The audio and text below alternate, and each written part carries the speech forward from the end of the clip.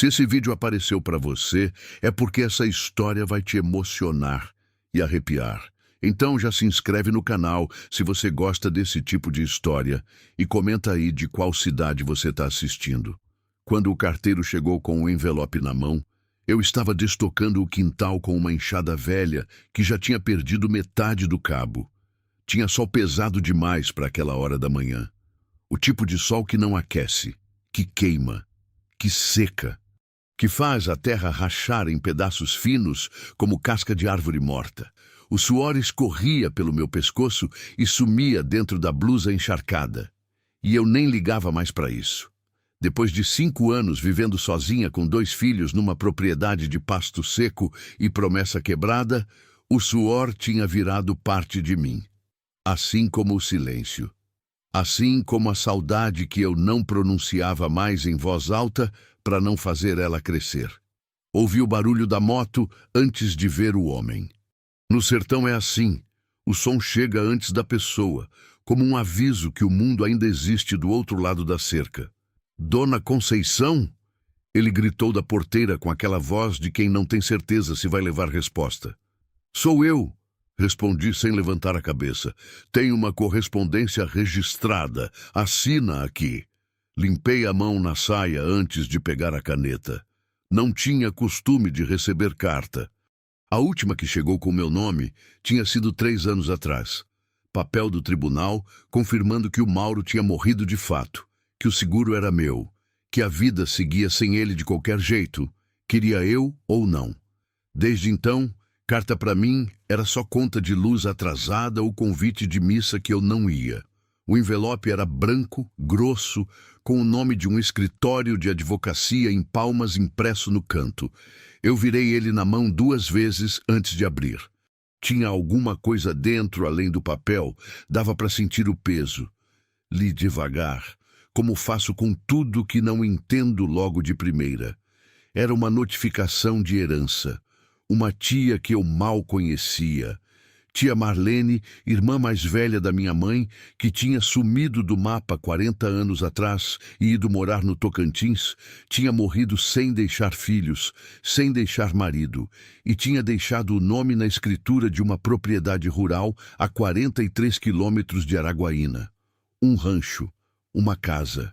8 alqueires de terra que ninguém mais queria, e o nome dela no testamento era Conceição das Dores Ferreira da Silva, o meu nome.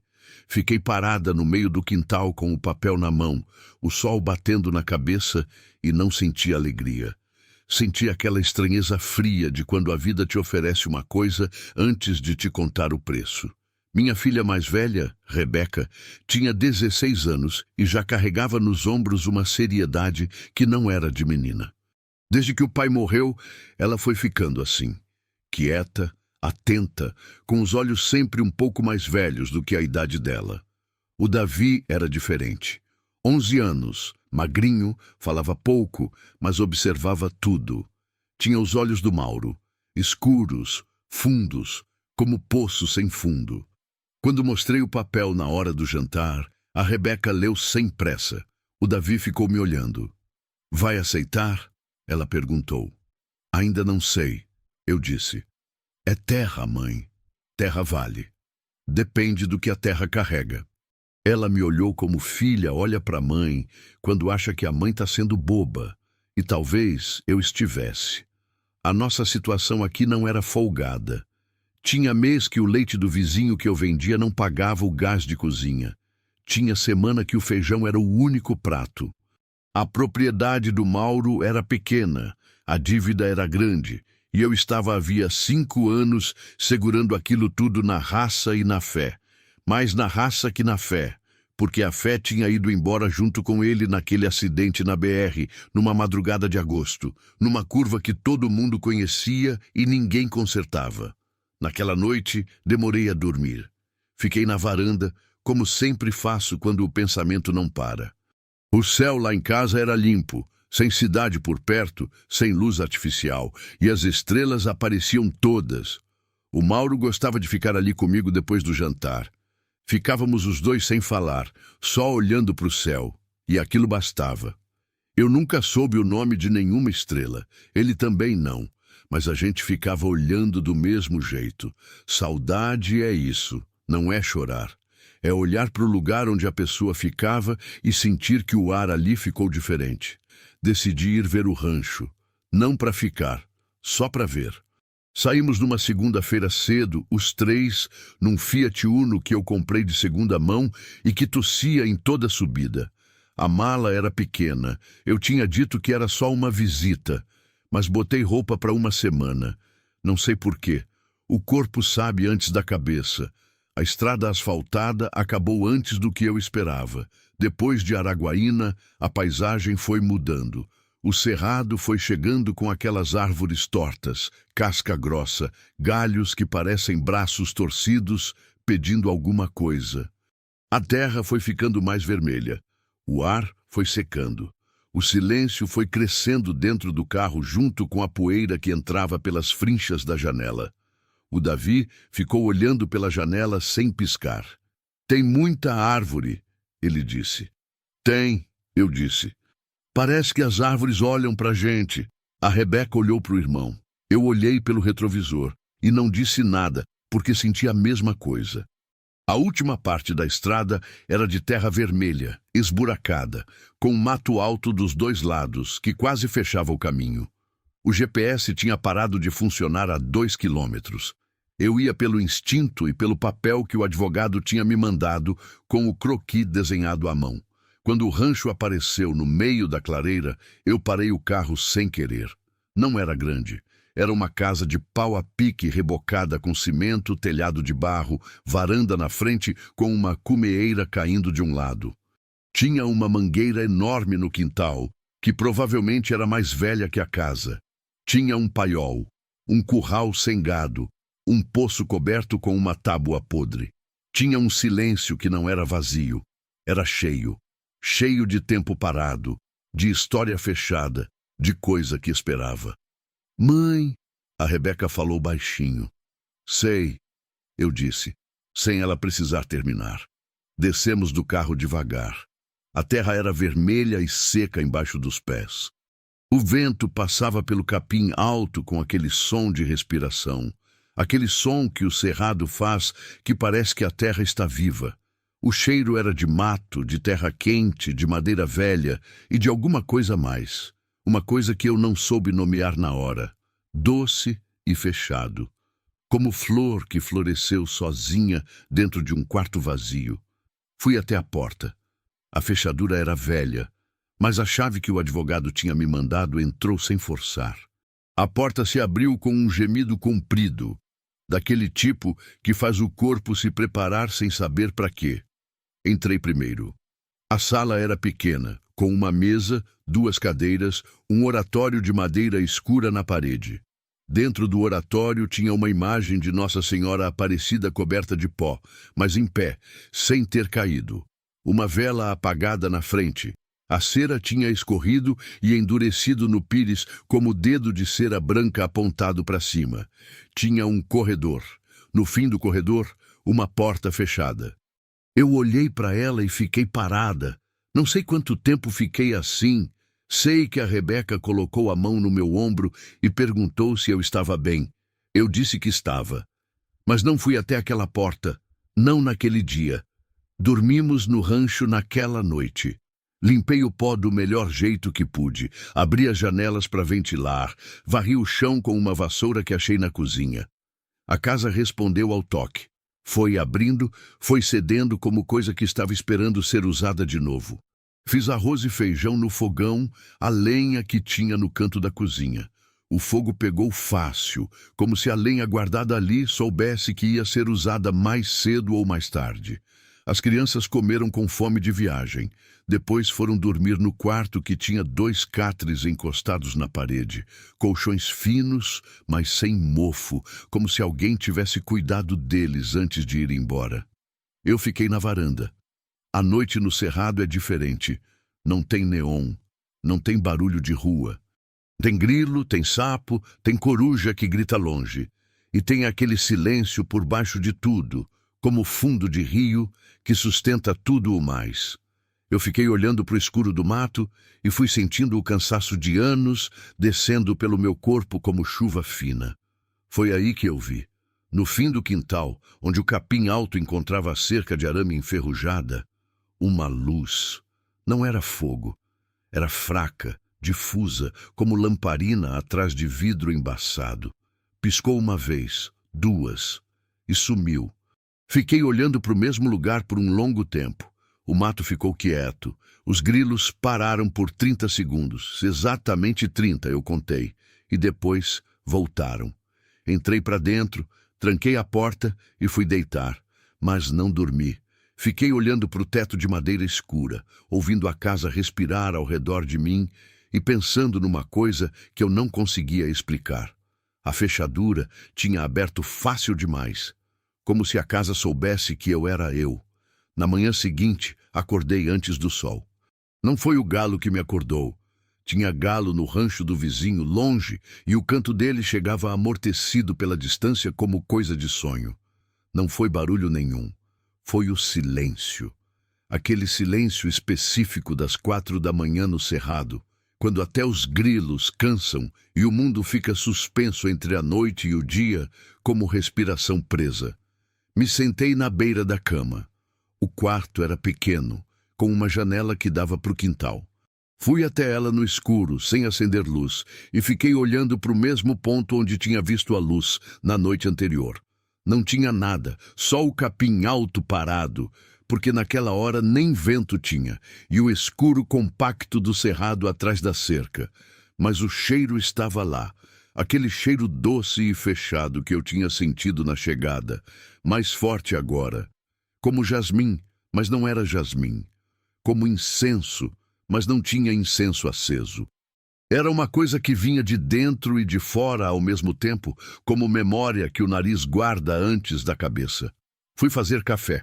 O fogão a lenha acendeu de novo sem dificuldade. Fiquei na cozinha com a caneca nas mãos, ouvindo o fogo, ouvindo a casa, ouvindo o dia chegar lá fora aos poucos. Primeiro os pássaros, depois o vento, depois a luz que foi rareando o escuro pela fresta da janela. Quando o sol estava quase todo fora, acordei os filhos. Hoje a gente anda pela propriedade, eu disse. Quero ver o que tem. O que tinha era abandono com dignidade. Isso é diferente de abandono com descaso. O abandono com descaso é aquele que você vê em casa que foi deixada com raiva. Porta arrombada, vidro quebrado, coisa jogada pelo chão. O abandono com dignidade é outro. É o de quem saiu arrumando tudo, fechando tudo, como se fosse voltar. E não voltou. A tia Marlene tinha saído assim. Os utensílios da cozinha estavam guardados no armário em ordem. A roupa de cama estava dobrada no baú do quarto. As ferramentas do paiol estavam penduradas nos pregos certos. Enxada, foice, cavadeira, machado. Enferrujadas, mas no lugar. O curral estava vazio, mas a cerca estava de pé. O poço estava coberto com a tábua e uma pedra em cima. Andei pela propriedade com os 2 filhos durante quase 2 horas. A terra era boa. Eu entendia de terra, tinha vivido com o Mauro em cima de terra a vida toda. E aquela terra tinha argila suficiente para segurar a umidade, tinha sombra da mangueira e de outras árvores espalhadas, tinha um córrego que a Rebeca achou no fundo da propriedade, estreito, mas correndo, com água limpa. Mãe, ela disse, parada na beira do córrego, aqui dava para plantar muita coisa. Dava, concordei. A gente podia ficar. Não respondi, mas não negue ir também. O Davi não falou nada durante toda a caminhada. Ficou do meu lado ou um passo atrás, olhando tudo com aquela atenção quieta que ele tinha. Vez ou outra eu olhava para ele e ele já estava me olhando. O que foi, filho? Nada, mãe. Tô só olhando. Foi na volta, quando a gente já estava se aproximando da casa pelo caminho de terra do lado de fora da cerca, que eu vi o menino. Ele vinha na nossa direção pela estrada de chão, descalço. Calça jeans curta, camisa xadrez desbotada, cabelo escuro e despenteado. Devia ter uns 10, 11 anos. A idade do Davi, mais ou menos. Vinha devagar, sem pressa, sem aquela urgência de criança perdida que precisa de socorro. Vinha como quem conhece o caminho e está simplesmente caminhando nele. O Davi apertou minha mão. A Rebeca ficou quieta do meu lado.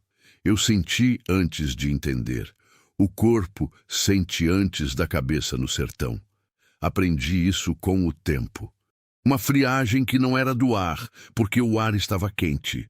Uma pressão no peito que não era ansiedade, porque eu não sou de ansiedade. Era outra coisa. Era aquele aviso que a gente carrega dentro de si desde antes de nascer, quando o mundo ainda era só instinto. Alguma coisa estava errada. Não no menino. No menino não tinha nada de errado. Era uma criança simples, magra, de interior. Mas na situação, não havia casas visíveis por aquela estrada. Não havia trilha, não havia atalho, não havia explicação para ele estar ali a não ser que tivesse saído de muito longe. E ele não vinha cansado, não vinha suado, não vinha com aquele jeito de quem andou. Vinha com o jeito de quem chegou. Quando ele parou na nossa frente, sorriu. Não era o sorriso de criança perdida que encontrou adulto. Era outro sorriso. Era o sorriso de quem encontra alguém que estava esperando encontrar. Reconhecimento. Como quando você vê na rua uma pessoa que faz tempo não vê e o rosto dela abre antes da boca falar. O frio que percorreu meu corpo foi de cima a baixo, como água gelada derramada nas costas. Boa tarde, eu disse porque era o que cabia. Boa tarde, dona, ele respondeu. Voz calma, olhos escuros, muito escuros, que me olharam de frente sem desviar. Você está perdido? Não, senhora. Onde está sua mãe? Ele ficou um segundo antes de responder. Não tenho. Seu pai? Também não. De onde você veio? E ele apontou. Apontou na direção da casa, do rancho, da propriedade que eu tinha chegado há menos de 24 horas e que ficava fechada há anos antes de mim. O mundo não parou. Continuou. O vento continuou. Os pássaros continuaram, a poeira vermelha continuou suspensa no ar quente. Mas dentro de mim, alguma coisa parou. Alguma coisa que eu não sei nomear, travou no meio do peito como porta que encontra obstáculo e não fecha mais. Olhei para Rebeca. Ela me olhou de volta com os olhos arregalados e eu vi nela o que eu estava sentindo, aquela mistura de medo e de coisa que não se encaixa. Olhei para o Davi. Ele estava olhando para o menino, sem piscar, com uma expressão que eu nunca tinha visto no rosto do meu filho. Não era medo, era outra coisa. Era espanto quieto. Era o espanto de quando a gente vê algo que não entende, mas que sente que significa alguma coisa. Eu devia ter mandado o menino embora. Sei disso, soube na hora, mas não mandei. Vem, eu disse. Você vai comer alguma coisa. Ele veio sem hesitar, um passo atrás de mim, como se a posição fosse natural, como se já soubesse onde eu ia. Caminhamos pelos 300 metros de volta até a casa, e durante todo o caminho, o silêncio entre a gente foi um silêncio carregado, não de constrangimento, mas de coisa não dita que todo mundo sente, mas ninguém pronuncia. No meio do caminho tinha um buraco. Era uma erosão antiga na estrada, funda, larga, que a gente tinha desviado automaticamente nas 2 vezes que tinha passado por ali naquele dia. Era do tipo que você aprende a desviar sem olhar, depois de ver uma vez. O menino nunca tinha passado por aquela estrada. Eu tinha certeza disso. E mesmo assim, 3 passos antes de chegar, ele desviou. Sem olhar, sem tropeçar, sem hesitar. O corpo dele fez a curva certa no momento certo, como quem conhece cada palmo daquele chão. Parei. Ele continuou andando 2 passos e depois parou também, como se tivesse percebido que eu tinha parado. Me olhou por cima do ombro. Eu olhei para o buraco. Olhei para ele. Olhei para o buraco de novo. Como você sabia? Perguntei. De quê, dona? Do buraco. Você desviou antes de ver. Ele me olhou por um momento com aquela calma que não era de criança. Eu sempre soube, disse, e continuou andando. Na cozinha, ele foi direto para o canto onde eu tinha deixado o filtro de barro. Não perguntou. Não olhou ao redor procurando. Foi direto, como quem vai buscar água no lugar onde sempre busca. Pegou o copo que estava em cima do filtro, o único copo que estava lá, porque os outros eu tinha guardado no armário, e bebeu devagar. Minha mão estava fria. A Rebeca ficou parada na entrada da cozinha. O Davi ficou do meu lado, tão perto que eu sentia o calor do corpo dele no meu braço. Quem te mostrou onde era o filtro? Perguntei com cuidado. Ninguém. Como você sabia, então? Ele pousou o copo, me olhou. Eu sempre soube, repetiu, as mesmas palavras, o mesmo tom, como resposta que é verdade, e ao mesmo tempo não é resposta nenhuma. Fiz comida porque era a única coisa que eu sabia fazer quando não sabia o que fazer. Arroz, feijão, um ovo frito. Ele comeu com aquela calma que não era de criança esfomeada. Era a calma de quem está acostumado, calma de hábito, de rotina, de lugar conhecido. Não sobrou nada no prato, mas não comeu com gulodice. Comeu com jeito. Meus filhos quase não tocaram na comida. Ficaram me olhando durante todo o jantar com aquela pergunta nos olhos que eu não sabia como responder. Tá tudo bem, mãe? Era o que os olhos deles perguntavam, e eu não podia mentir com convicção. Então, eu sorria de lado e fingia que sim. Depois do jantar, as crianças foram para a sala. Eu fiquei lavando os pratos no silêncio da cozinha, ouvindo lá fora o cerrado acordando para a noite. Os grilos chegando aos poucos, a coruja lá no fundo do mato, o vento passando pelas folhas da mangueira com aquele som de chuva que não é chuva. Quando terminei e virei, o menino não estava mais na cozinha. Encontrei ele no corredor, parado, de frente para a porta fechada no fim do corredor. A mesma porta que eu não tinha aberto desde que cheguei. A mesma que eu tinha olhado na chegada e desviado o olhar sem saber explicar por quê. Ele estava parado, olhando para ela, com as duas mãos do lado do corpo. "O que você está fazendo aqui?" perguntei, e minha voz saiu mais baixa do que eu queria. Ele não virou de imediato.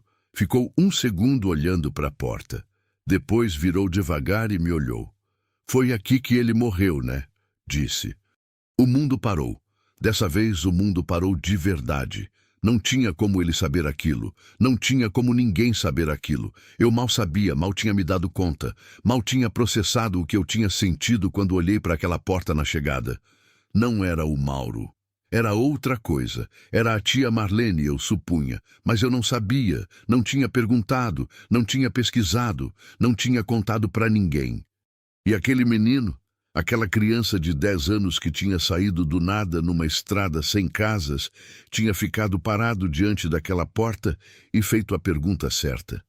Atrás de mim, eu ouvi a Rebeca respirar fundo. Ouvi o Davi dar um passo atrás. E senti, pela primeira vez desde que cheguei naquele rancho, um medo que não era de coisa que eu via.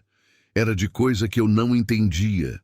E não entender, descobri ali, é o tipo de medo que não tem como enfrentar com enxada na mão. Naquela noite, eu não consegui dormir direito. Fiquei na cama olhando para o teto de madeira escura, ouvindo a casa ao redor de mim.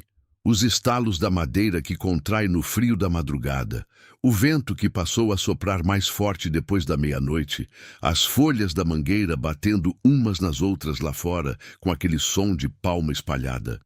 Tinha uma rachadura no teto, fina, que ia de um lado ao outro como o rio desenhado por criança. E eu fiquei acompanhando ela com os olhos no escuro, como se ela fosse me dizer alguma coisa. O menino estava dormindo na sala. Eu tinha estendido um colchonete no chão, dado um lençol, uma almofada.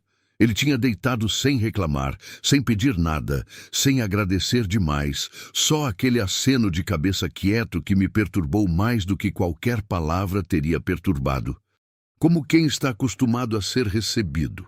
Como quem sabe que vai ser recebido. A Rebeca tinha vindo falar comigo antes de dormir.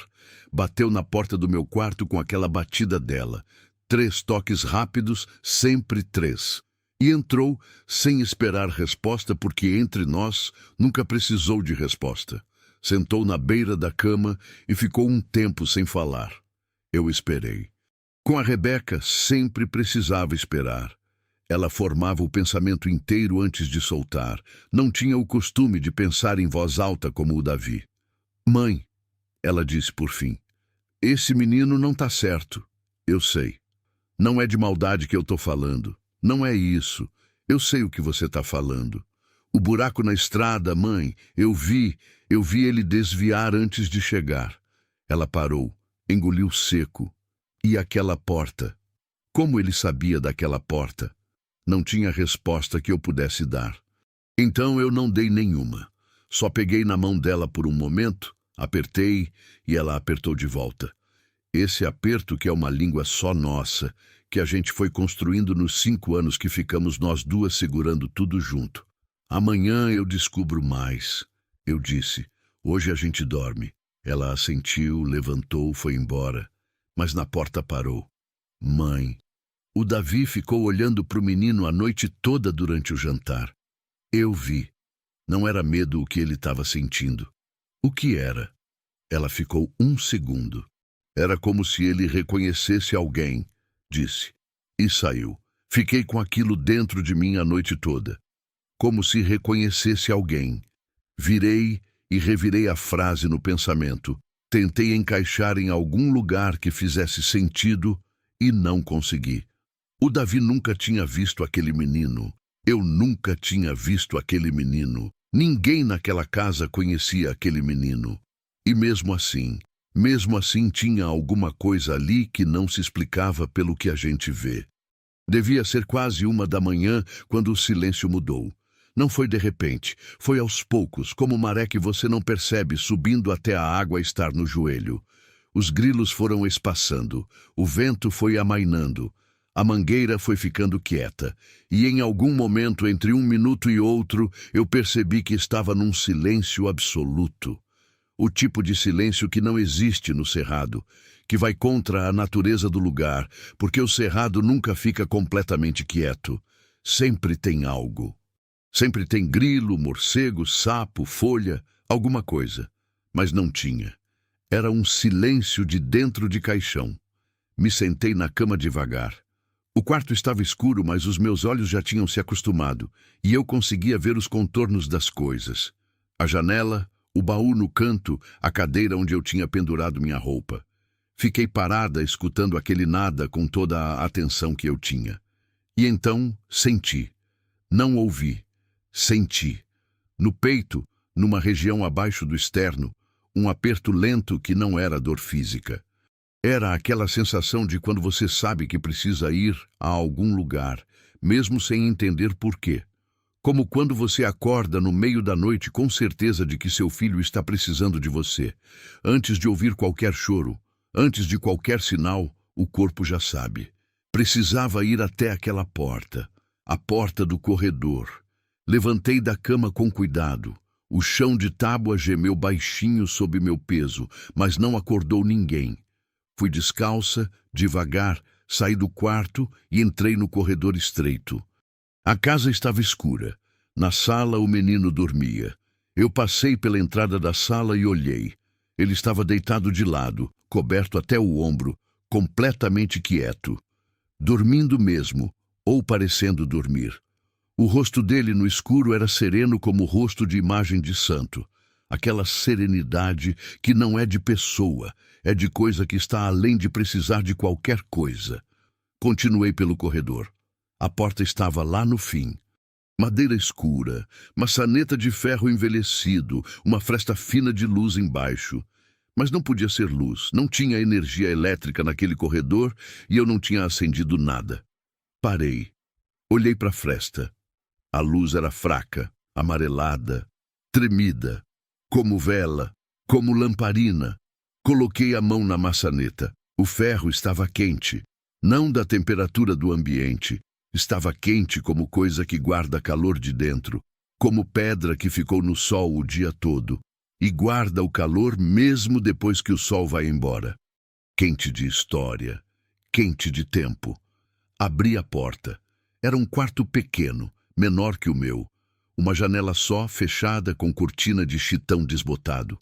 Uma cama de solteiro encostada na parede, arrumada.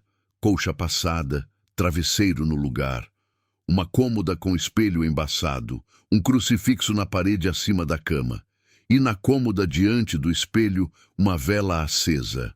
Uma vela acesa. Fiquei parada na entrada sem conseguir avançar. A vela era de cera branca, alta, queimando com aquela chama vertical de quando não tem vento, firme e quieta. Ela não deveria estar acesa. Ninguém tinha acendido nada naquele quarto. A casa estava fechada há anos. A cera era nova. Não tinha escorrido. Estava quase intacta como vela recém-acendida. Avancei um passo. 2. Na cômoda, ao lado da vela, tinha um objeto que eu não tinha visto da entrada. Uma fotografia dentro de uma moldura de madeira simples, deitada de bruços. Peguei a moldura com cuidado, como se ela pudesse quebrar, e virei.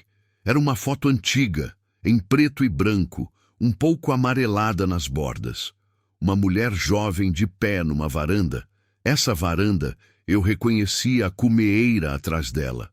Vestido simples, cabelo preso, olhando para a câmera com uma expressão que não era sorriso, mas não era tristeza. Era uma expressão de quem sabe de alguma coisa que os outros não sabem. A mulher tinha os meus olhos. Não parecidos, iguais. A mesma distância entre eles, a mesma prega na pálpebra, a mesma forma de olhar para frente com o queixo ligeiramente levantado. Minha mãe tinha me dito uma vez que eu tinha o olhar da família do lado dela. Tinha dito isso como quem comenta o tempo, sem peso, sem explicação. Mas agora eu estava olhando para a tia Marlene, 40 anos mais jovem, e entendendo que olhar não era só formato de olho. Era uma forma de estar no mundo. Era uma forma de carregar o que carrega sem dobrar.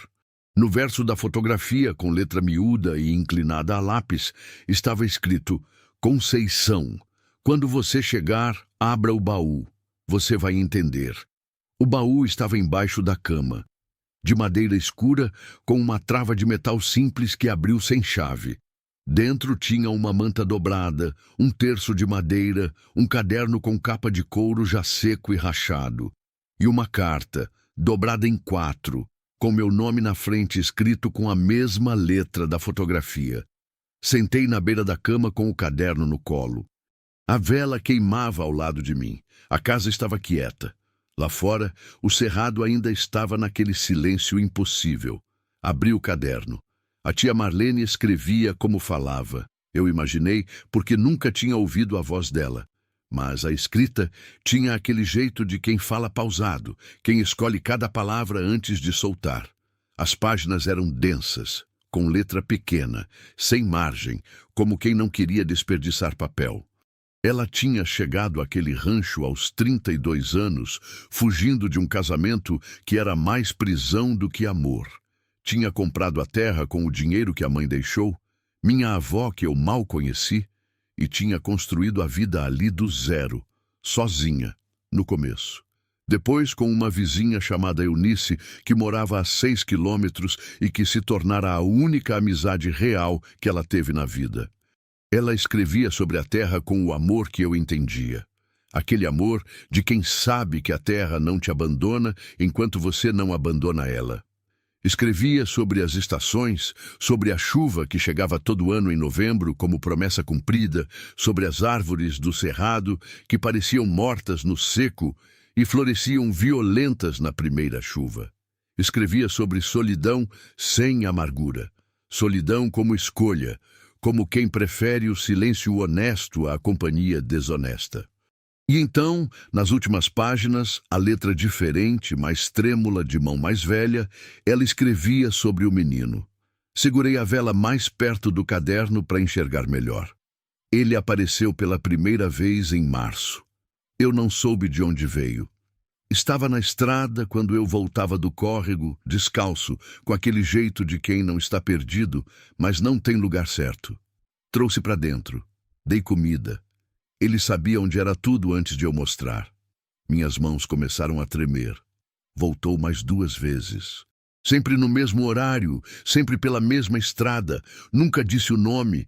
Quando eu perguntava de onde tinha vindo, ele apontava para cá, para dentro, como se a origem dele fosse esta casa. Parei de respirar por um segundo. Na terceira vez que veio, ele ficou até a noite. Ficou parado na entrada do meu quarto, esse quarto onde estou escrevendo agora, e disse uma coisa que eu vou levar comigo. Disse: "A senhora está cansada demais, mas ainda não é hora." Eu perguntei hora de quê. Ele não respondeu. De manhã ele não estava mais, mas a vela que eu tinha apagado antes de dormir estava acesa. Olhei para a vela. A chama tremeu. Não pelo vento, porque não tinha vento. Tremeu como coisa viva, como coisa que sabe que está sendo olhada. Eu não sei o que ele é. Não sei se é visão, não sei se é graça, não sei se é a minha mente de velha que já viu solidão demais. Mas sei o que ele me fez sentir. Me fez sentir que havia uma razão para eu ter ficado aqui quando todo mundo achava que eu ia voltar. Que havia uma razão para esta terra estar esperando. Que havia alguém que ia vir depois de mim, alguém com meu sangue, que ia precisar do que esta terra tem para oferecer. Se você está lendo isso, Conceição, é porque você é essa pessoa, e ele já foi até você também. Fechei o caderno devagar. Fiquei sentada na beirada da cama por um tempo que não sei medir. A vela queimava. O silêncio lá fora continuava absoluto. E dentro de mim alguma coisa foi se reorganizando.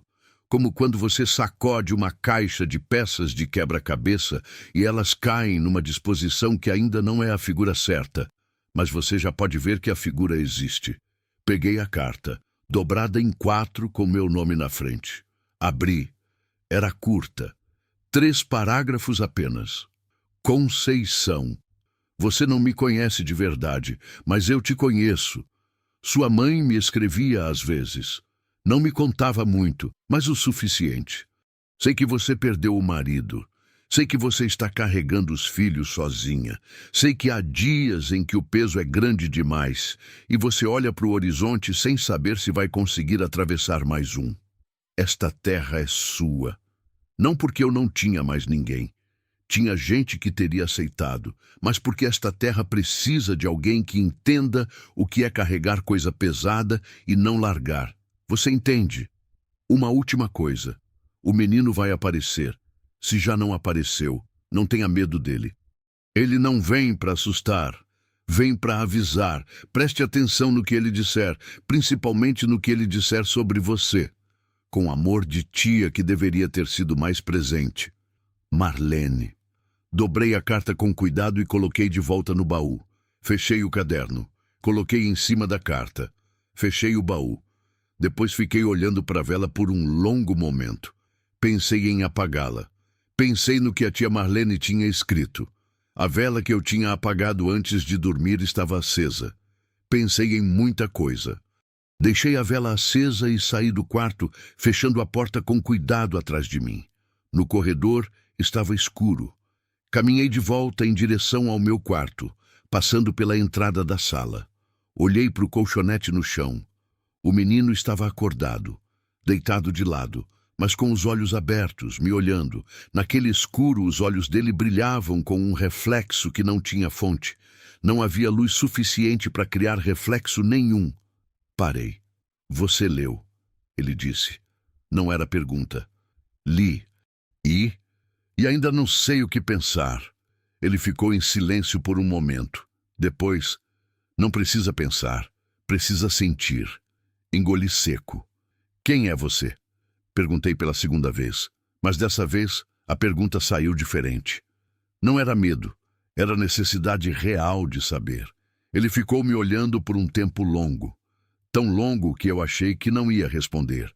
Então disse: você vai entender depois. Depois quando?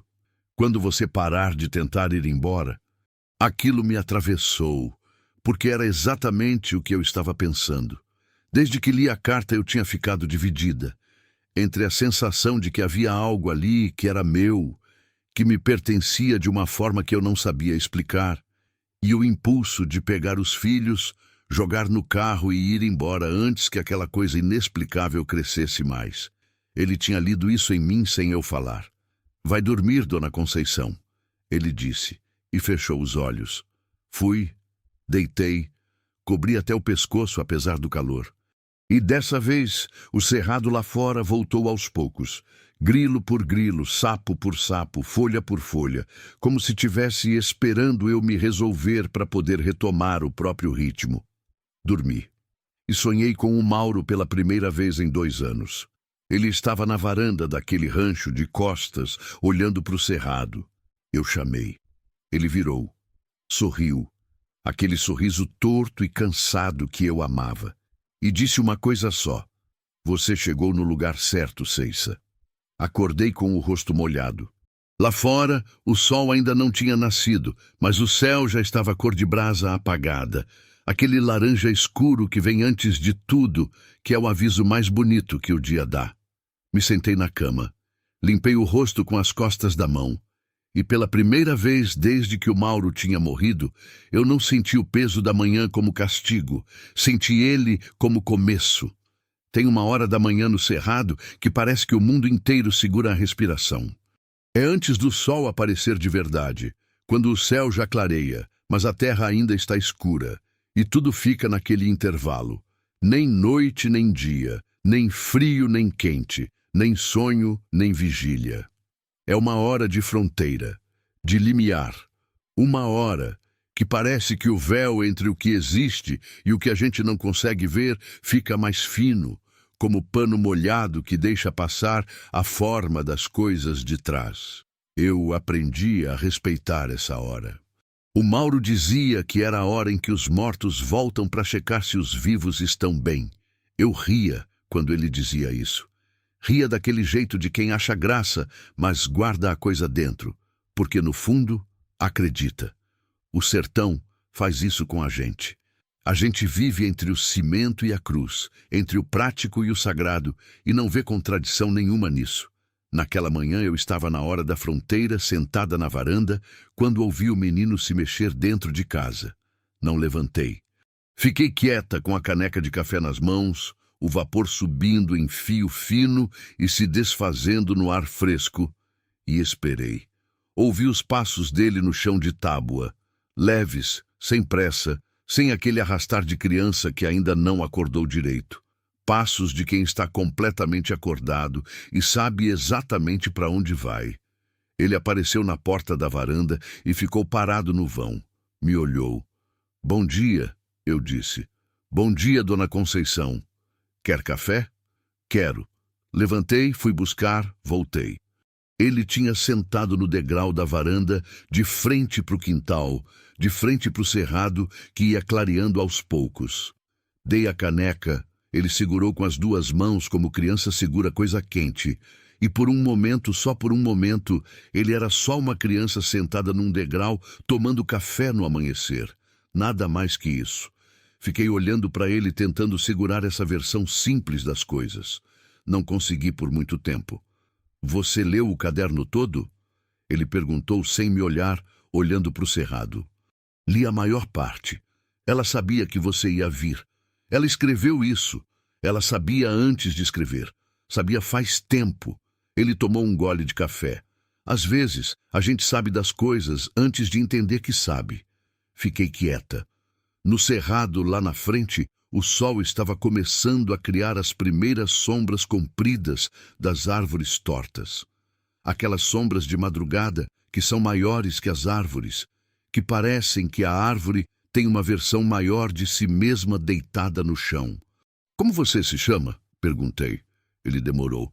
Pode me chamar de Tomé, disse por fim. Tomé, nome de apóstolo, nome de quem duvidou e precisou tocar para crer. Não sei por que aquilo me pareceu certo. A Rebeca acordou pouco depois e veio para a varanda com aquela carranca fechada de quem não dormiu bem. Me olhou, olhou para o menino, me olhou de novo. Sentou na cadeira do lado de mim sem dizer nada. Aceitou o café que ofereci, ficou com ele no colo e ficou olhando para o Tomé com aquela atenção de quem está tentando resolver um problema de cabeça. O Davi demorou mais. Quando apareceu, estava com o cabelo em pé e os olhos ainda pesados. Mas quando viu o Tomé sentado no degrau, acordou de uma vez. Eu vi o momento exato em que o sono saiu dele, como claridade que entra quando abre janela. Ficou parado na porta, olhando. O Tomé virou e olhou para o Davi. Os dois se olharam por um momento longo. Depois o Tomé fez um aceno de cabeça, um aceno pequeno, de quem reconhece, e voltou a olhar para o cerrado. O Davi desceu o degrau e foi sentar do lado do Tomé. Não falou nada. O Tomé não falou nada. Os dois ficaram sentados no degrau, olhando para o cerrado clarear, e havia naquilo uma naturalidade que era mais perturbadora do que qualquer coisa estranha que tivesse acontecido. Porque naturalidade sem explicação é o tipo de coisa que a gente não sabe como segurar. E Rebeca se inclinou levemente para mim e falou baixo. Tá vendo isso? Tô vendo. Respondi igualmente baixo. O que a gente faz? Não tinha resposta. Então não dei nenhuma. Depois do café, enquanto a Rebeca varria a casa e o Davi ficou na varanda com o Tomé, fui até o quarto da tia Marlene. A vela tinha queimado até o fim. Só o pires com cera branca endurecida sobrara. A janela eu abri. A cortina de chitão voou para dentro com o vento da manhã, e a luz entrou com força e claridade, tirando da penumbra o que a noite tinha deixado misterioso. No dia, o quarto era só um quarto pequeno, humilde, de mulher que viveu simples. A cômoda, o espelho embaçado, o crucifixo, a cama bem feita, mas o baú ainda estava lá. Peguei o caderno de novo. Desta vez, li com calma, do começo, na luz do dia. A tia Marlene tinha chegado ao rancho em 1987. Tinha vivido ali sozinha por mais de 30 anos. O caderno cobria os últimos 5, os anos em que a saúde foi cedendo, em que as idas à cidade foram ficando mais raras, em que Eunice, a vizinha, foi a única voz humana que ela ouvia com regularidade. Nos primeiros 3 anos do caderno, a escrita era firme e cheia de detalhes. Ela anotava o clima, a lavoura, o comportamento dos animais, as flores do cerrado, as chuvas. Era o diário de uma mulher que tinha encontrado paz num lugar que o mundo havia esquecido e que ela havia escolhido por isso mesmo. No 4º ano, a letra começou a mudar. Não muito, mas o suficiente para notar. E o conteúdo também mudou. Menos observação da natureza, mais observação interior, mais silêncio anotado, mais perguntas que ela mesma fazia sem responder. E então, nas páginas do 5º ano, o Tomé. Reli a parte que tinha lido na madrugada mais devagar, prestando atenção em cada detalhe. Ele tinha aparecido pela primeira vez numa tarde de março. Vinha pela estrada, sempre pelo mesmo ponto, nunca pelo mato, sempre descalço, sempre com aquela calma que ela descrevia repetidamente, em palavras diferentes, mas com o mesmo espanto por baixo. Calma que não é de criança, quieto demais para a idade, parecia já ter visto tudo antes. Ele tinha vindo 3 vezes para a tia Marlene. Já tinha vindo uma vez para mim, mas tinha uma diferença. Com a tia Marlene, o Tomé tinha falado sobre ela, sobre o cansaço dela, sobre a hora dela, sobre o fato de que ainda não era a hora. Com ela, ele era gentil e definitivo, como quem vem dar uma notícia que a pessoa já sabe, mas precisa ouvir em voz alta. Comigo, até agora, ele tinha falado pouco. Tinha feito perguntas mais do que respondido.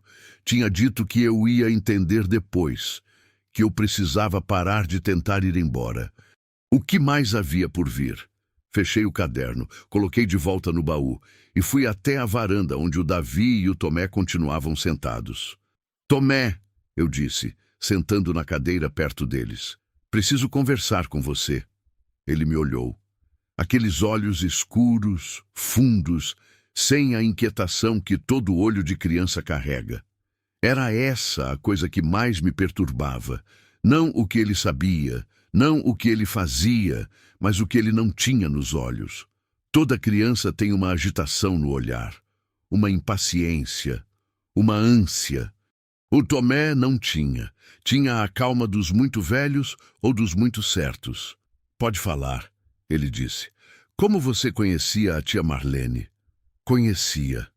Ela escreveu sobre você. Eu sei.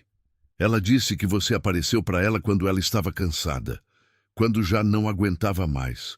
Ele assentiu levemente. Por que você apareceu para mim? Perguntei. Eu não estou no mesmo estado que ela estava. Ele ficou me olhando por um momento, e então fez uma coisa que eu não esperava. Sorriu. Não o sorriso de reconhecimento da estrada. Era um sorriso mais suave, quase triste, de quem sabe de algo que a outra pessoa ainda não admitiu para si mesma. Ainda não, disse ele. Aquilo me parou. Ainda não. As mesmas palavras da tia Marlene. Ainda não é hora, mas ditas de forma diferente, não como conforto, mas como aviso. Como se o ainda não fosse uma janela de tempo que eu precisava levar a sério. O que você quer dizer? Perguntei, e minha voz saiu mais firme do que eu estava por dentro. A senhora sabe, ele disse. Não sei. Sabe? Ele repetiu, sem rudeza, sem insistência, só como fato. A senhora sabe por que pensa nisso. Pensa que eles ficam melhor sem a senhora. Pensa que o peso que a senhora carrega, eles iam sentir menos se não tivessem que ver a senhora carregando. O ar saiu dos meus pulmões de uma vez. O Davi estava do meu lado. Ele tinha ouvido. Eu vi o momento em que as palavras chegaram até ele. O rosto dele mudou, a expressão fechou, os olhos encheram devagar como o poço que enche de chuva. Mãe, ele disse em voz muito baixa. Filho, eu disse, mas minha voz não saiu direito. Você pensa isso? Ele perguntou. 11 anos. 11 anos e aquela pergunta no rosto todo, não só na boca. Não consegui responder imediato, porque a resposta honesta era sim. Não todos os dias. Não o tempo todo. Mas havia noites. Noites como aquelas que eu tinha na varanda lá de casa, olhando para o céu onde o Mauro não estava mais. Em que o pensamento chegava sorrateiro, covarde, se instalava e ficava. Eles já sofreram tanto. O que mais o sofrimento deles precisa de mim? Era uma lógica torta, eu sabia, mas pensamento de exaustão não obedece à lógica. Às vezes, eu disse por fim com honestidade que doeu. Às vezes, sim, filho. O Davi não disse nada.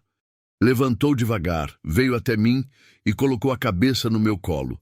11 anos, quase da minha altura, e colocou a cabeça no meu colo como quando tinha 4 e estava com febre. Passei a mão no cabelo dele. Fiquei assim por um tempo que não soube medir. O Tomé ficou olhando para o cerrado, quieto, como quem faz parte do cenário. A Rebeca apareceu na porta da varanda pouco depois. Tinha ouvido. Eu vi pela expressão dela. Não disse nada, ficou parada no vão da porta com a vassoura na mão e o rosto fechado naquele jeito dela, que não era raiva, era dor contida. Depois de um tempo, ela disse: A gente precisa falar, mãe, mas não agora. Não agora, concordei. Ela voltou para dentro. O Tomé virou para mim. Ela é forte, disse. É, puxou a senhora. Não respondi. Mas senti aquilo em algum lugar fundo, naquele lugar onde a gente guarda as coisas que fazem bem e que a gente tem medo de deixar fazer bem porque não está acostumada. Tomé, eu disse depois de um tempo. Você disse ontem que eu ia ficar cansada, que ia achar que não tinha saída. Parei, respirei. Você disse que eu ia fazer a conta errada. Disse. Isso ainda vai acontecer? Ele ficou em silêncio por um momento antes de responder. Depende, disse. Do quê?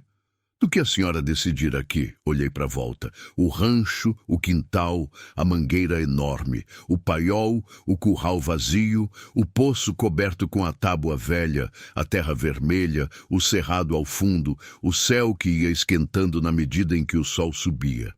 Você quer que eu fique? Eu disse. Não era pergunta. A terra quer, ele disse. Eu só apareço onde a terra chama. E a terra me chamou?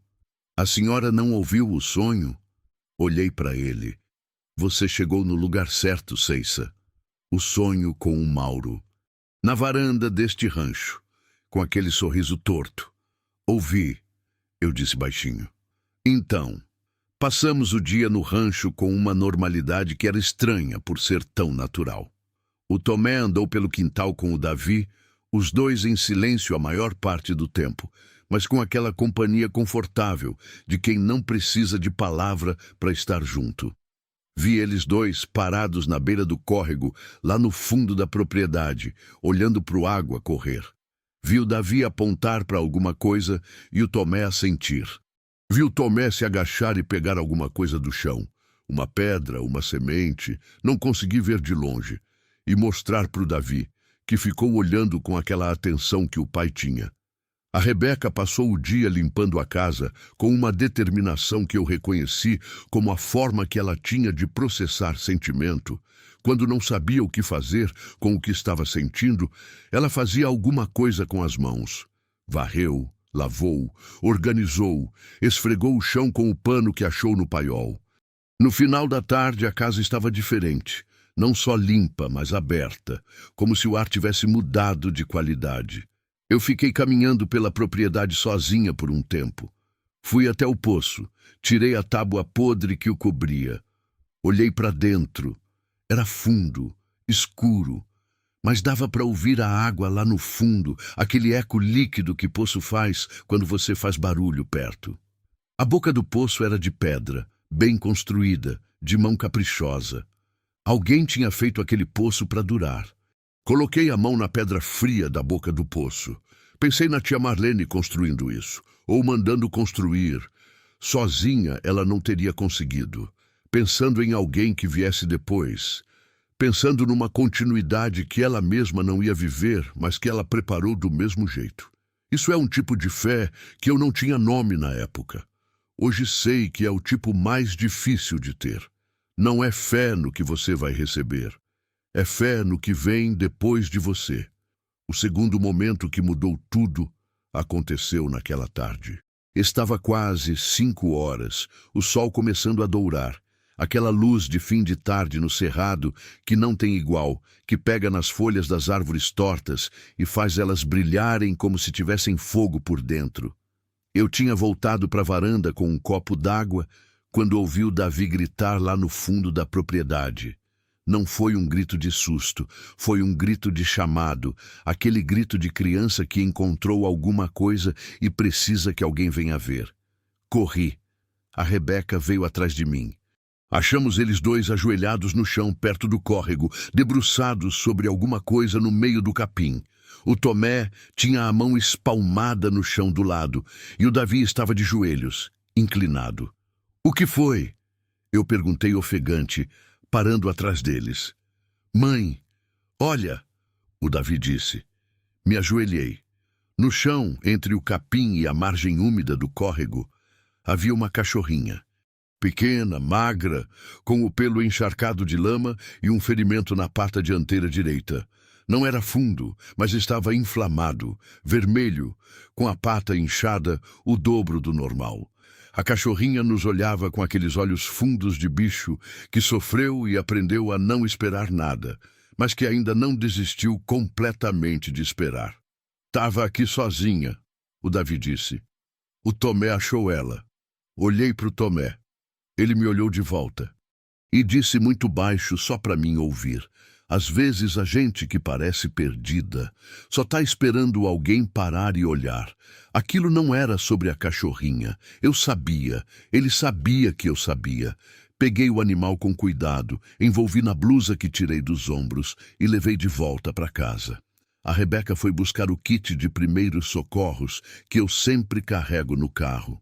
Limpamos a pata, tiramos o cisco que tinha encravado, enfaixamos com o que tinha. A cachorrinha deixou. Não resistiu, não tentou morder. Ficou quieta como bicho que entende quando está sendo cuidado. O Davi ficou do lado o tempo todo com a mão na cabeça dela. Quando terminamos, a cachorrinha fechou os olhos e ficou. A gente pode ficar com ela? O Davi perguntou. Olhei para Rebeca. Ela olhou para mim. Olhei para o Tomé, que estava encostado na parede da cozinha nos observando. Se a gente ficar, eu disse, ela fica com a gente. O Davi levantou os olhos. A gente vai ficar, mãe? A pergunta era simples, a resposta era complicada. Envolvia dívida, envolvia a propriedade de lá, envolvia escola, envolvia tudo que muda quando uma vida muda de lugar. Envolvia medo, envolvia a lembrança do Mauro. Envolvia as noites na varanda olhando para o céu com aquele pensamento covarde que o Tomé tinha nomeado em voz alta. Envolvia eu. Envolvia se eu queria continuar. Vai dormir essa noite, eu disse para o Davi. Amanhã a gente conversa. Ele assentiu. Mas no rosto dele já tinha alguma coisa que não era lá de antes. Alguma coisa que era começo de esperança. E esperança em rosto de filho, eu aprendi naquele momento, é a coisa mais difícil de negar que existe. Naquela noite, tarde, quando os filhos já dormiam e a casa estava quieta, fui até a sala. O colchonete estava vazio. O lençol estava dobrado em cima, o travesseiro em cima do lençol. Dobrado com cuidado, com aquele jeito arrumado demais que não era de criança. Fui até a varanda. O Tomé estava sentado no degrau, olhando para o cerrado escuro. A noite estava fechada, sem lua, e as estrelas estavam todas. Aquele céu de sertão que parece que vai cair de tanto estrela. Sentei na cadeira atrás dele. Ficamos um tempo em silêncio. Você vai embora, eu disse. Não era pergunta. Não hoje. Mas vai. Tudo vai, Dona Conceição. Olhei para o céu. Quando eu era nova, eu disse. Eu tinha muito medo de ficar sozinha. Achava que sozinha era o pior estado que existia. Parei. Aí o Mauro morreu e eu aprendi que dá para viver assim. Dá para se acostumar. Acostumar não é o mesmo que viver, ele disse. Não é, concordei, mas às vezes é o que tem. Era. Ele virou levemente, só o suficiente para eu ver o perfil dele contra o escuro. Agora tem mais. Olhei para o rancho ao redor de mim. A casa, o quintal, a mangueira enorme que era mais velha que qualquer história que eu conhecia. O poço, o córrego lá no fundo. A terra vermelha que de dia brilhava e de noite descansava. Ela preparou tudo isso para mim, eu disse, mais para mim do que para ele. Ela preparou tudo isso para quem viesse precisar. Ele corrigiu. Aconteceu de ser a senhora. Por que eu? Por que não outra pessoa da família? Ele ficou em silêncio por um momento. Porque a senhora ainda não tinha decidido, disse. Os outros já tinham. A senhora ainda estava no meio. No meio. Eu entendi o que ele queria dizer sem precisar de mais explicação.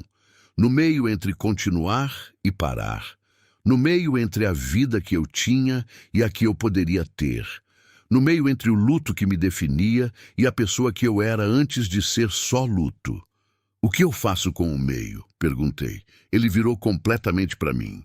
Me olhou por um tempo com aqueles olhos que eram fundos demais para 11 anos, com aquela calma que não era de criança, com aquela presença que era maior do que o corpo pequeno que ela habitava, e disse, escolhe um lado, Dona Conceição, e vai até o fim.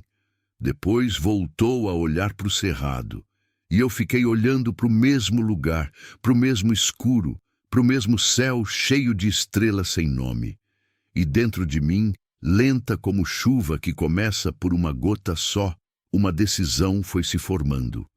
Dormi pensando em escolha, não no sentido grandioso que a palavra às vezes carrega, não era escolha de heroína, não era decisão de filme, era menor e mais pesada que isso.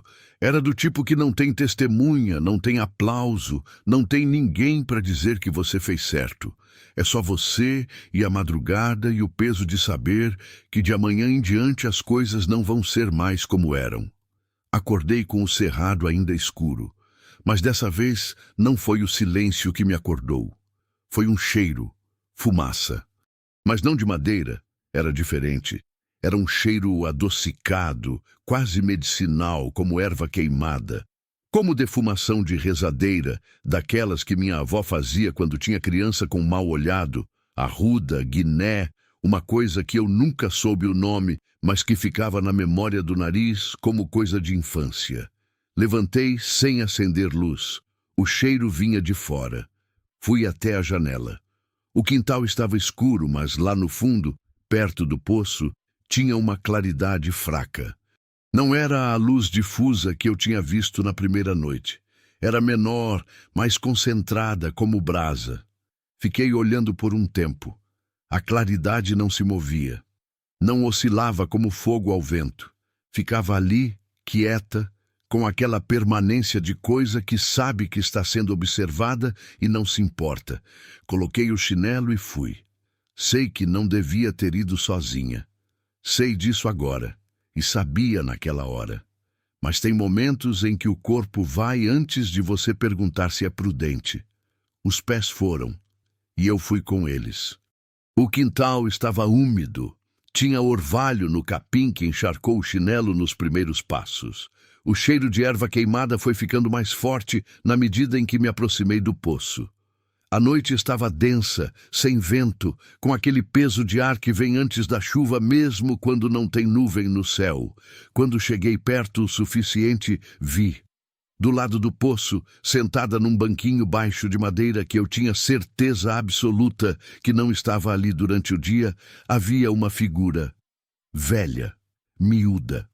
Vestido escuro comprido, lenço na cabeça, as mãos no colo, abertas para cima com alguma coisa queimando devagar entre os dedos. Um feixe de ervas, daqueles amarrados com barbante que rezadeira usa. A fumaça subia fina e branca, quase luminosa no escuro. Ela estava com os olhos fechados. Parei a uns 10 metros. Meu coração estava na garganta. Não batia rápido, batia fundo como sino, cada batida separada da outra por um silêncio que parecia durar demais. Então ela abriu os olhos e me olhou. Não se assustou, não se mexeu. Só me olhou com os olhos pequenos e escuros e fundos que me lembraram alguma coisa que eu não consegui nomear na hora. Sabia que ia vir, ela disse, voz de velha, rouca, mas clara. Demorou menos do que eu achei. Quem é a senhora? Minha voz saiu pequena. Eunice, ela disse. Era amiga da Marlene. Eunice, o nome que estava no caderno. A vizinha de 6 quilômetros. A única voz humana que a tia Marlene ouvia com regularidade nos últimos anos. Respirei fundo. Os joelhos estavam moles. A senhora me assustou, eu disse. Eu sei. Desculpa. Ela não pareceu muito arrependida. Não queria entrar na casa sem você me chamar.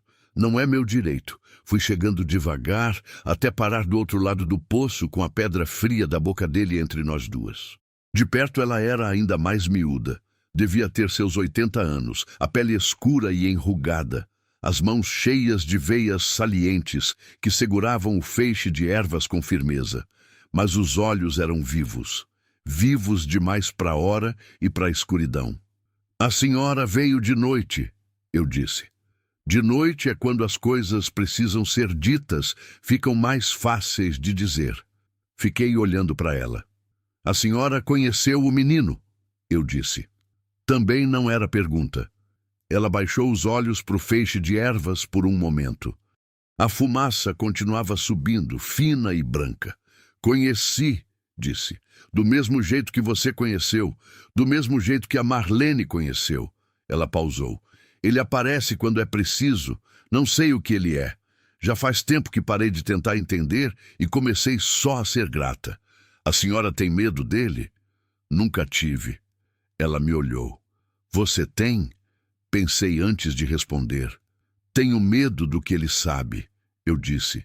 Ela assentiu devagar, como quem recebe confirmação de algo que já suspeitava. Ele disse a mesma coisa para você que disse para Marlene? Ela perguntou. Não exatamente. Com ela parece que foi diferente. Com ela, ele foi mais gentil. Com a Marlene era sobre ir embora, Eunice disse. Com você é sobre ficar. São coisas diferentes. Precisam de abordagens diferentes. Fiquei quieta por um momento. Como a senhora sabe o que ele disse para ela? Porque ela me contou tudo. Um sorriso fraco passou pelo rosto dela. A gente passava as tardes conversando. Era o que nos restava no fim. O vento chegou de repente. Não forte, mas suficiente para dobrar o capim ao redor e apagar metade da fumaça do feixe de ervas. Olhei para o céu. Tinha nuvem chegando do norte, aquela nuvem escura de chuva que no cerrado anuncia o temporal com antecedência de cheiro. Vai chover, eu disse. Vai. Chuva de virada. Ela me olhou. Sempre chove quando alguma coisa muda de vez. Ficamos ali por um tempo que não sei medir. Eunice foi me contando sobre a tia Marlene, não as coisas do caderno, mas as outras. As coisas que caderno não guarda, o jeito que ela ria, o modo que ela tinha de andar pela propriedade de manhã cedo, como se estivesse fazendo uma vistoria e uma oração ao mesmo tempo.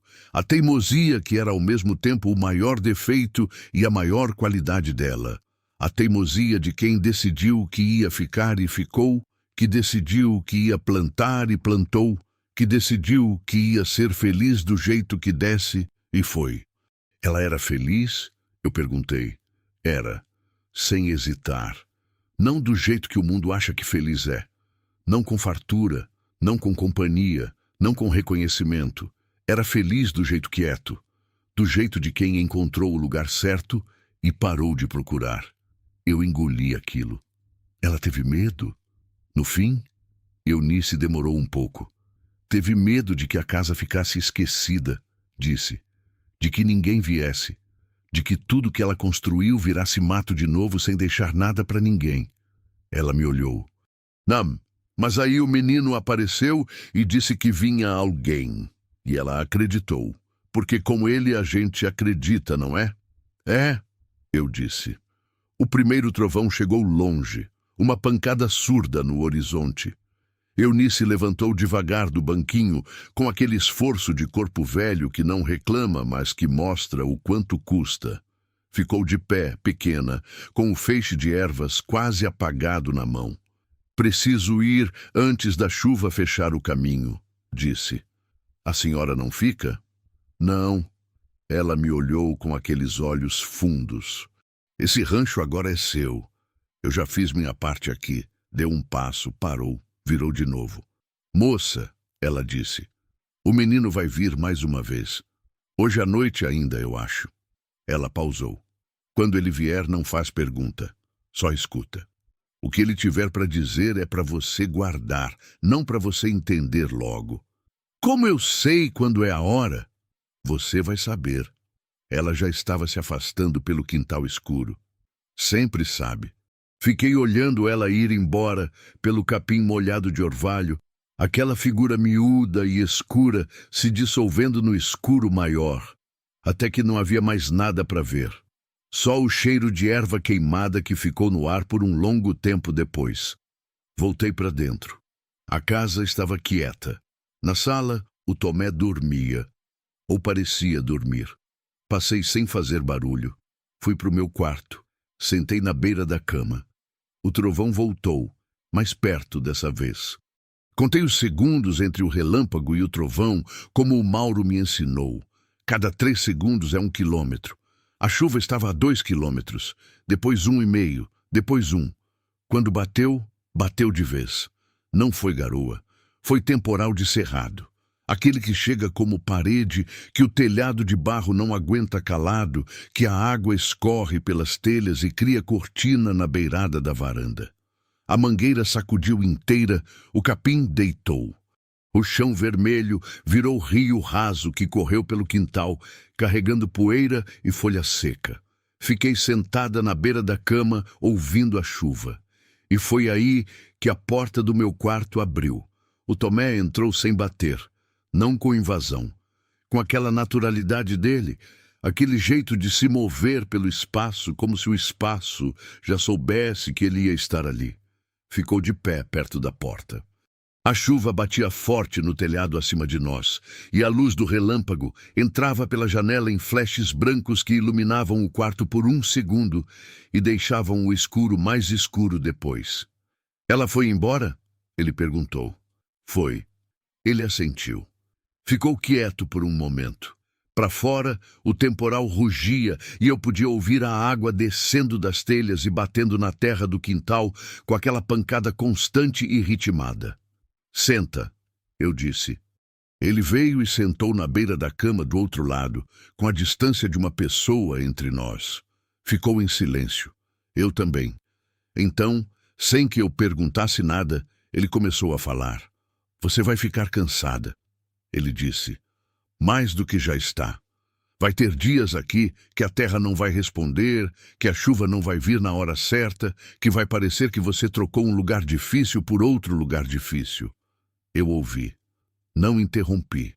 Como Eunice tinha dito. Vai ter uma noite, ele continuou, que você vai sentar na varanda daqui e vai fazer a conta errada. A conta que diz que eles ficam melhor sem você, que o peso que você é para eles é maior do que a falta que você vai fazer. Minha mão foi para a colcha da cama involuntariamente. Apertei o tecido. Eu sei dessa conta, eu disse baixinho. Sei que sabe. Ele me olhou.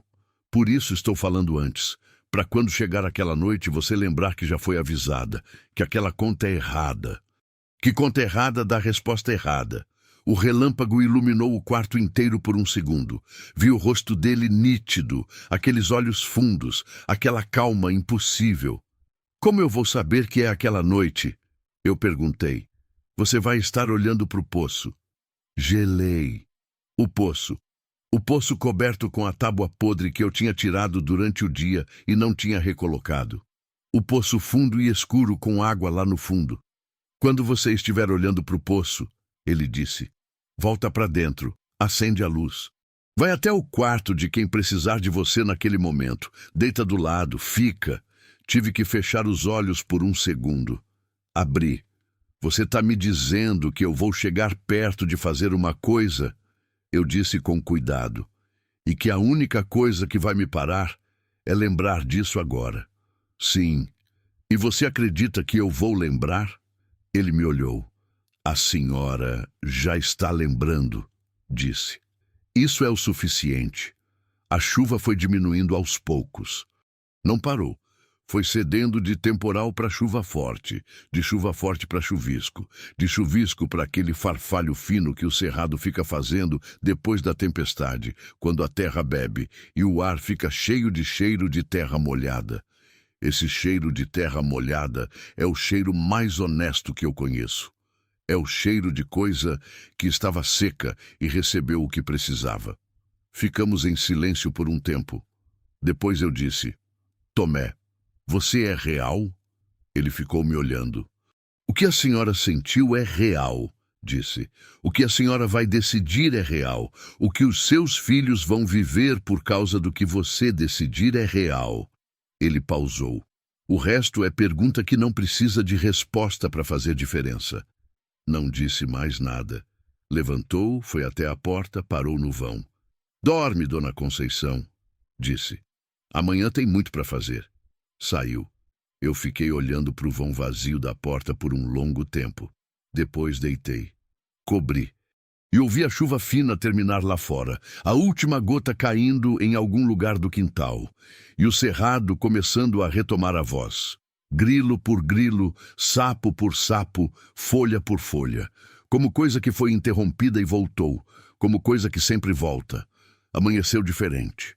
Não sei explicar de outro jeito. Só sei que, quando abri os olhos e olhei pela janela, a luz que entrava era outra. Não a luz seca e pesada dos dias anteriores, aquela que batia na terra vermelha e ricocheteava de volta como coisa que não encontra onde pousar.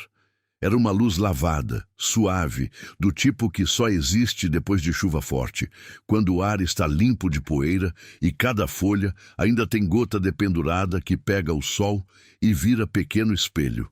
O cerrado estava brilhando. Fiquei um tempo só olhando pela janela sem me mexer.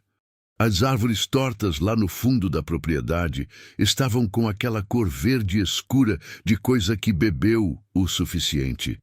O capim do quintal estava deitado de um lado pela força da chuva da noite, mas já começando a se endireitar, aquele movimento lento de planta que volta para o lugar depois que a tempestade passa. A terra vermelha estava escura de umidade. E o cheiro, aquele cheiro de terra molhada que eu tinha pensado na noite anterior, ainda estava no ar, entrando pela fresta da janela em ondas lentas que me enchiam o peito de uma coisa que levei um momento para reconhecer. Era alívio. Não o alívio de problema resolvido. Era o outro. O alívio de quem carregou peso por tempo demais e de repente percebe que pode pousar, que o chão está firme o suficiente, que as mãos podem abrir. Levantei. O colchonete na sala estava vazio. Já sabia que ia estar. Mesmo assim, parei na entrada da sala por um momento, olhando para ele. O lençol dobrado, o travesseiro em cima, tudo arrumado com aquele cuidado que não era de criança. O chão ao redor estava limpo. Na janela da sala, que eu tinha deixado entreaberta, entrava o ar da manhã trazendo o cheiro do quintal molhado. Fui até a varanda. O Tomé não estava. Olhei para o quintal inteiro. A mangueira, o paiol, o poço, o caminho que ia até o portão. Olhei para a estrada lá fora, que dava para ver em pedaços entre as árvores. Não havia ninguém. Só o cerrado recomeçando o dia com aquela indiferença bonita que a natureza tem, continuando sem precisar de permissão, sem precisar que ninguém entenda. Fui fazer café. Enquanto o fogo pegava no fogão a lenha, ouvi os passos da Rebeca no corredor. Ela apareceu na cozinha com o cabelo solto e os olhos ainda pesados. Olhou ao redor, olhou para mim. Ele foi embora. Eu disse antes que ela perguntasse. Ela ficou parada por um momento. Depois foi até a janela da cozinha, olhou para o quintal. Ficou assim por um tempo com as mãos apoiadas na beirada da pia. Quando?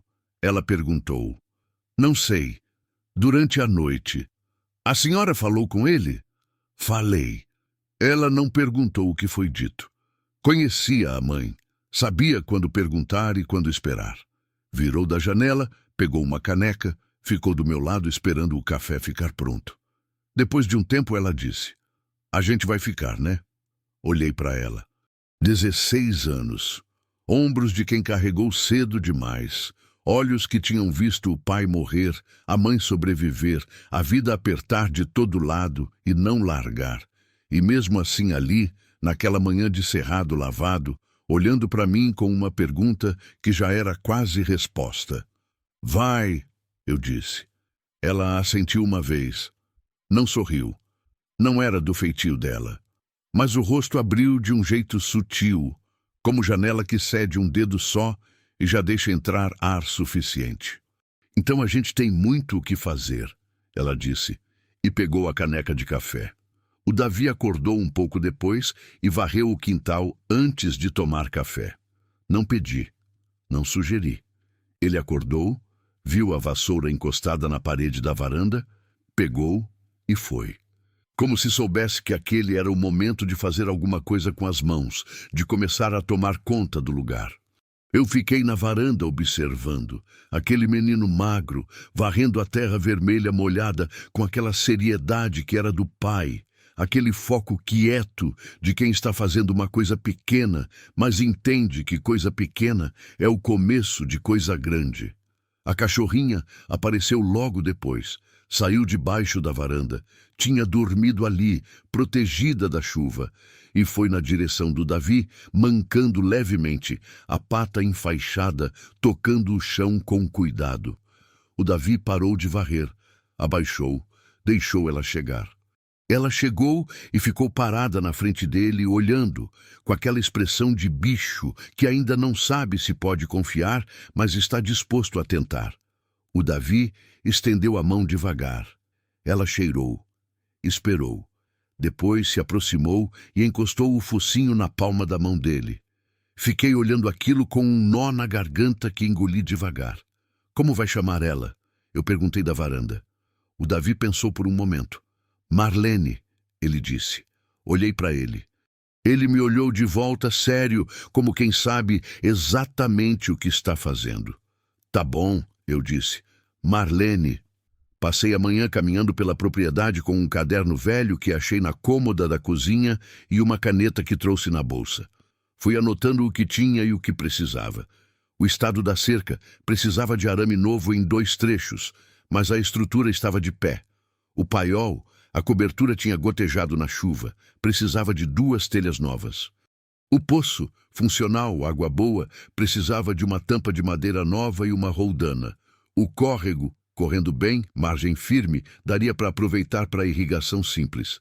A casa, paredes sólidas, telhado precisando de atenção em um canto, piso bom, janelas funcionais. A terra, 8 alqueires. Uma parte já tinha sido roçada em algum tempo não tão distante. Ainda dava para trabalhar sem precisar derrubar muito. Uma parte era cerrado nativo, que eu não ia mexer. Cerrado nativo é patrimônio, é água, é o que segura tudo o mais. Para começar, dava. Não era pouco, não. Era o suficiente para começar. E começo é tudo que a gente precisa quando por muito tempo não teve nem isso. No fim da manhã fui até o quarto da tia Marlene, abri a janela, dobrei a cortina de chitão desbotado com cuidado. Ia lavar, ia guardar. Tirei o pires com a cera endurecida da vela e lavei na pia. Varri o chão. Abri o baú e tirei o caderno, o terço e a manta. O caderno eu guardei para mim. Ia continuar lendo, ia ler tudo. O terço eu levei para o oratório da sala, coloquei do lado da Nossa Senhora Aparecida, que ainda estava de pé no meio da poeira. Limpei a imagem com um pano úmido, devagar, com cuidado. A Nossa Senhora foi aparecendo por baixo do pó. O manto azul, o rosto sereno, a criança nos braços. Acendi uma vela nova que tinha achado na gaveta da cozinha. Não rezei nada em voz alta. Só fiquei parado um momento, olhando para a imagem com a vela na frente, e deixei o silêncio ser o que precisava ser. Às vezes, oração é isso. Nem palavra, nem pedido. Só presença. Só estar de pé, na frente do sagrado, sem fugir. O momento que eu temia chegou no começo da tarde. Não chegou como eu imaginava. Não foi dramático, não foi de repente. Chegou como a maioria das coisas difíceis chega, mansamente, embrulhado em algo simples. A Rebeca tinha ido até a estrada ver se tinha sinal de celular para ligar para a escola deles e dar um recado. O Davi estava no quintal com a Marlene. Eu estava sozinha na varanda com o caderno da tia no colo, lendo, quando algo me fez levantar os olhos. Olhei para o quintal, olhei para o poço. A tampa nova ainda não estava feita. O poço estava aberto, a boca de pedra escura lá no meio do quintal, funda, quieta. Eu olhei para ele sem querer exatamente, como os olhos, às vezes, vão sozinhos para o lugar que a gente não planejou. E senti. Não foi pensamento formulado. Foi mais fundo que isso. Foi aquela sensação conhecida, aquela que eu reconhecia das madrugadas em casa, das noites na varanda de lá. O cansaço que vai além do corpo. A pergunta torta que vem quando a guarda baixa. E se fosse mais fácil para todo mundo se eu não estivesse? Fiquei olhando para o poço. 2 segundos. 3. E então, como se a voz tivesse vindo de dentro e de fora ao mesmo tempo, lembrei, quando você estiver olhando para o poço, volta para dentro. Levantei da cadeira. As pernas estavam pesadas, mas foram. Entrei pela porta da varanda, atravessei a sala, acendi a luz do corredor, mesmo com o dia claro lá fora. Acendi porque ele tinha dito para acender, e eu tinha prometido a mim mesma que ia fazer o que ele tinha dito. Fui até o quarto do Davi. Entrei. A cama dele estava desfeita, o travesseiro amassado, o cheiro de criança que dorme, aquele cheiro que só mãe conhece e que não tem nome. Deitei na caminha estreita, com os pés para fora porque era pequena demais para mim, e fiquei olhando para o teto. O peso foi cedendo. Não de uma vez. Aos poucos, como coisa que vai escorregando devagar quando você para de segurar. E então ouvi os passos do Davi no quintal. A voz dele chamando a Marlene para não ir até a estrada. O latido curto e agudo da cachorrinha respondendo. Sons do dia. Sons de filho vivo e presente e precisando de mãe por 10.000 razões pequenas que, somadas, são a razão maior de todas. Fechei os olhos. Quando o Davi entrou no quarto 5 minutos depois e me encontrou deitada na caminha dele, ele não perguntou nada. Só jogou o chinelo no canto, deitou do meu lado no espaço impossível que sobrou e ficou quieto. A Marlene pulou na cama também, rodou 2 vezes e deitou nos nossos pés.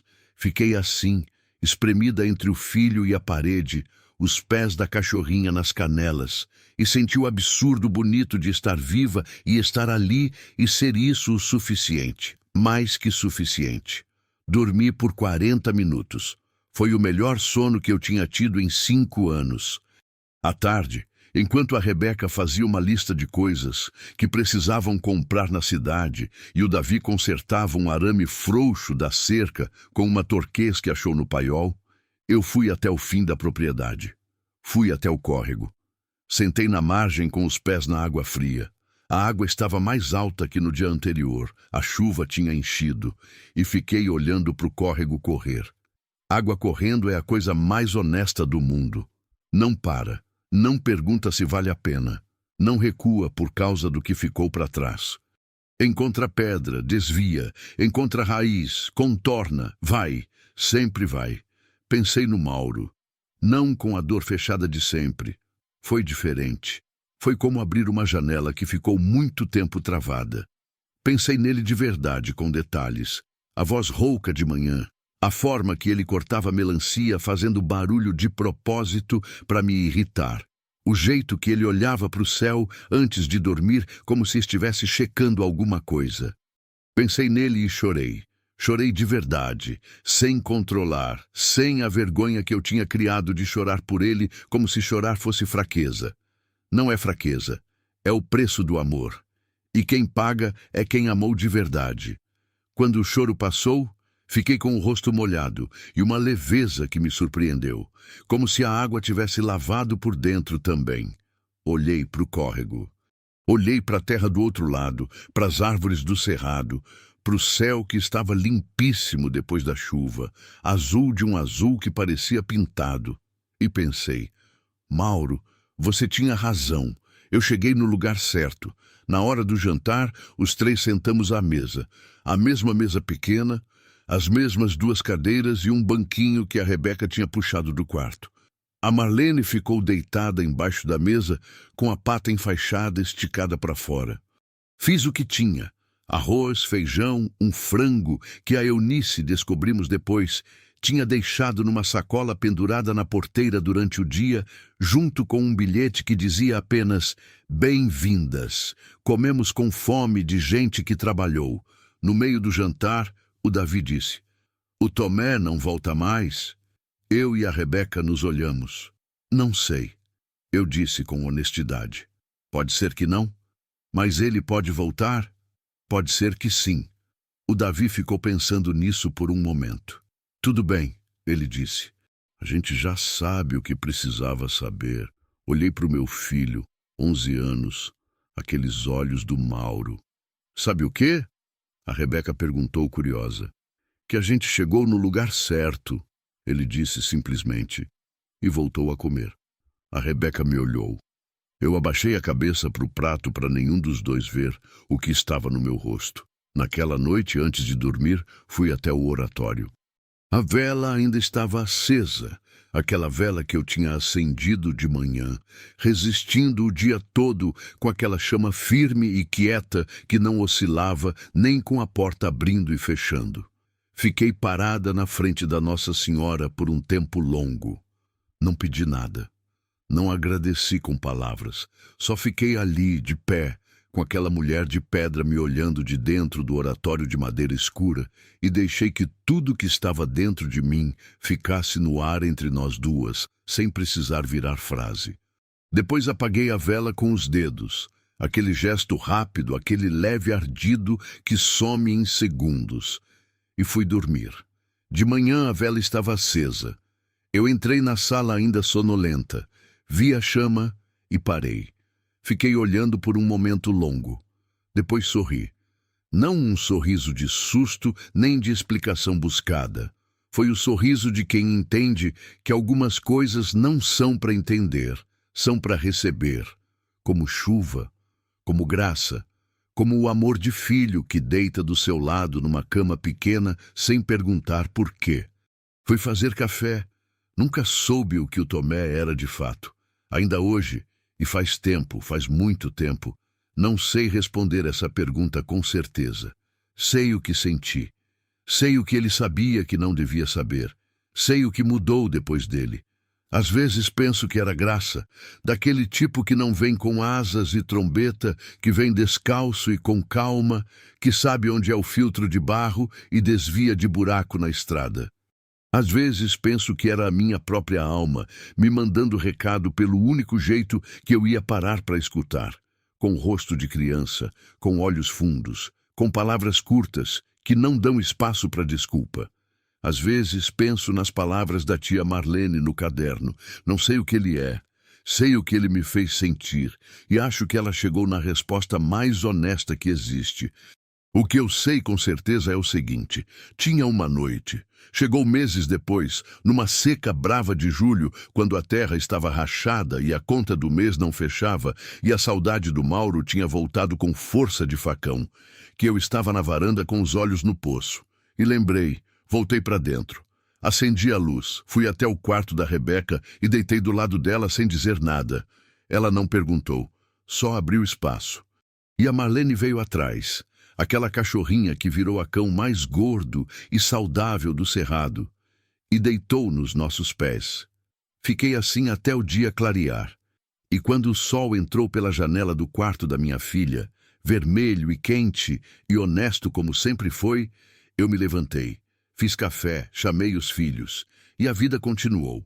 Do único jeito que a vida sabe continuar quando a gente não sai do caminho dela. Devagar, com peso, com graça, com a poeira vermelha levantando atrás de cada passo dado para frente.